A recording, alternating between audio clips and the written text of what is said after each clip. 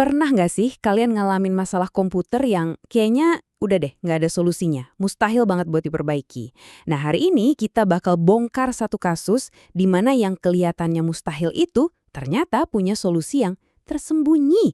Coba deh bayangin, kalian punya laptop yang nggak mau mati.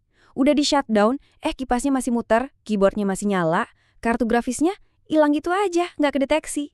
Wah, ini kan kayaknya udah pasti rusak hardware-nya ya.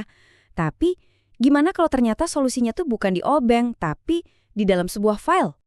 Oke, jadi begini alur cerita kita hari ini. Kita mulai dari gejala-gejala aneh yang bikin pusing, terus kita lihat gimana teknisi bisa kejebak diagnosis yang salah.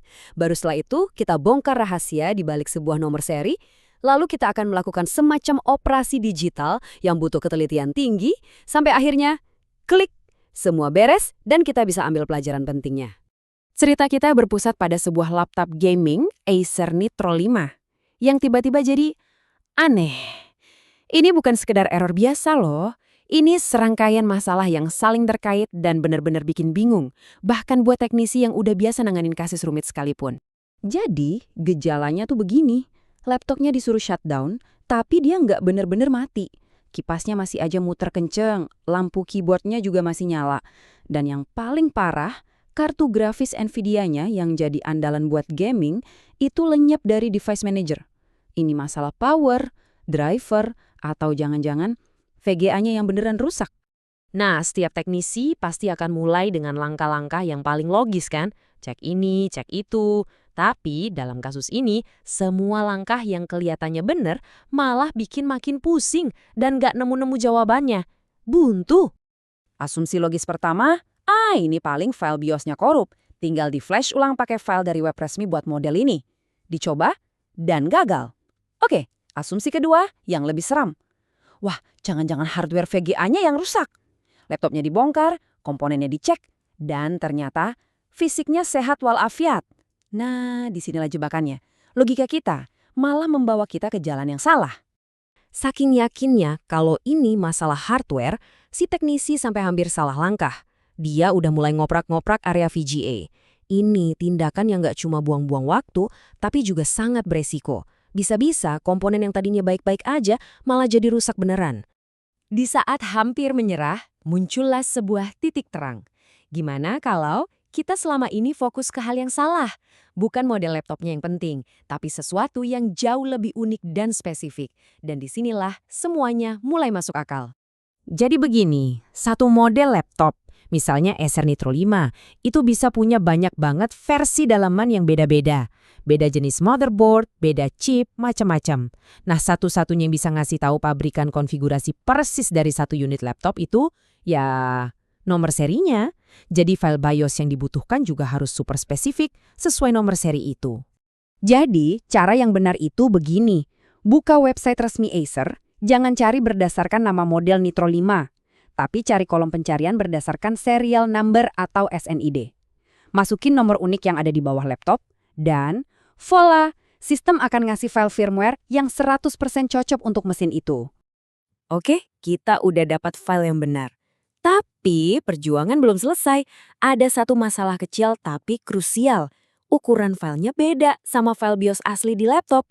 Nah, buat nyatuin mereka, kita butuh alat bedah digital yang presisi. Namanya Hex Editor atau HXD. Dan ini bagian paling penting, paling krusial, jadi tolong dengerin baik-baik. Sebelum kalian ngapa-ngapain, sebelum buka program apapun, backup dulu file BIOS asli dari laptopnya. Anggap ini langkah 0. Kenapa? Karena tanpa backupan ini, satu salah klik aja, itu laptop bisa jadi ganjalan pintu yang mahal banget. Serius, ini aturan yang nggak bisa ditawar sama sekali. Gampangnya, bayangin HXD ini kayak mikroskop super canggih buat ngelihat DNA-nya sebuah file. Kita bukan lagi ngelihat teks atau gambar, tapi kita ngelihat langsung ke kode-kode biner mentahnya. Dan kita bisa ngedit kode itu satu persatu, byte per byte. Jadi, inti masalahnya di sini nih. Anggap aja file BIOS asli di laptop itu sebuah wadah yang ukurannya pas banget, misalnya 32 MB.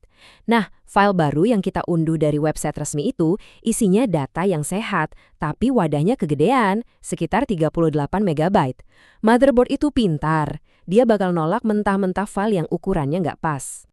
Jadi misi kita jelas, kita harus mindahin data yang sehat dari wadah yang kegedean tadi ke sebuah wadah baru yang ukurannya sama persis, plek dengan wadah aslinya. Ukuran file asli yang kita backup tadi itu jadi angka patokan kita. Tepatnya 33.554.432 byte. Kalau di bahasa komputer atau heksadesimal, angka itu ditulisnya jadi 2 juta. Nah, angka inilah cetak biru kita. File final yang kita buat nanti harus punya ukuran persis segini, nggak boleh lebih, nggak boleh kurang 1 byte pun. Proses operasinya kira-kira begini. Buka kedua file di HXD.